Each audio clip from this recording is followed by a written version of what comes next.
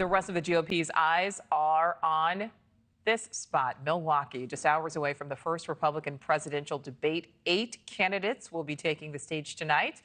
However, former President Trump has chosen to skip this event. He is still leading, though, by a wide margin in the latest polling. Look at those numbers. More than 60% of voters saying they'd pick him, but his absence shifting the spotlight to other GOP hopefuls. Vivek Ramaswamy is rapidly gaining popularity.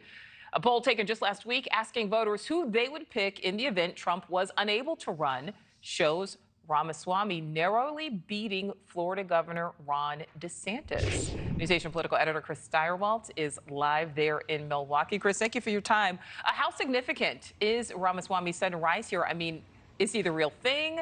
Is he the real thing right now, the same way DeSantis was kind of, the man 3 months ago? Well, Ramaswamy is definitely a very different kind of candidate from the Florida governor. Ramaswamy's appeal is that he is unknown, that he has not held public office before, that he is very young. DeSantis was running on the fact that, or is running on the fact that he is governor of one of the country's largest states, well known through his battles with the federal government during the coronavirus pandemic, and on and on and on. So Ramaswamy is, I think the question for Ramaswamy tonight is he going to be the flavor of the month? Because that's what it feels like. The energy inside the Republican Party, talking to folks who are here in Milwaukee for this event, says this. They're really interested in him. They're also very interested in Tim Scott. But for Ramaswamy to both expand that boomlet, but also have staying power, he's got to show that he can compete on a presidential level, and that's what this is his chance to do tonight. Well, it is kind of interesting. It is kind of interesting as we take a look at that polling there. The 2 youngest hopefuls there polling right behind, former President Trump. How concerned is Ron DeSantis at this point, do you think? Well, look, DeSantis needs tonight to demonstrate that he is the big one on the stage, that he's the big man on campus on this stage, and that he does have presidential bearing. He does have that he can go toe-to-toe with Joe Biden, and that he can take him on.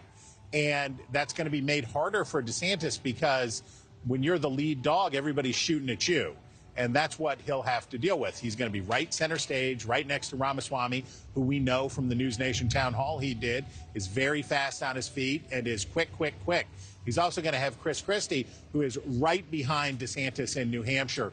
Chris Christie is going to be coming for DeSantis, I'm sure, because Chris Christie is betting everything on New Hampshire.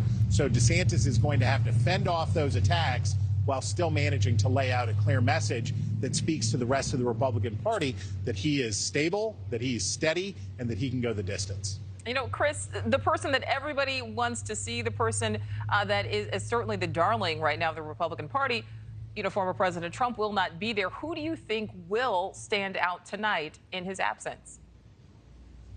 Well, look, Trump does stand out today. And if you think about the split screen that the Republican Party is wrestling with today, you've got formerly America's mayor, Rudy Giuliani, going in to face criminal charges. You've got chaos. You've got Trump going in tomorrow. And then at the same time, you have this more solemn work that the party has to do about picking a nominee. The juxtaposition of those two things, I think, will tend to sharpen the minds of Republican voters about the differences between feeling good, sticking with Trump against Joe Biden, and making a choice for president. I think in the long run, Trump will regret not having been here, and I don't think he certainly can afford to skip 2 in a row. The Republican voters are just starting, persuadable voters are just starting now to make up their minds, and a bunch of sweet polls in July aren't worth anything when it's freezing cold in Iowa on January 15th. Very good point. NewsNation political editor Chris Stirewalt, thank you. Thank you for watching. Go to newsnationnow.com to find NewsNation on your television provider. And don't forget to click the red subscribe button below to get more of NewsNation's fact-driven, unbiased coverage.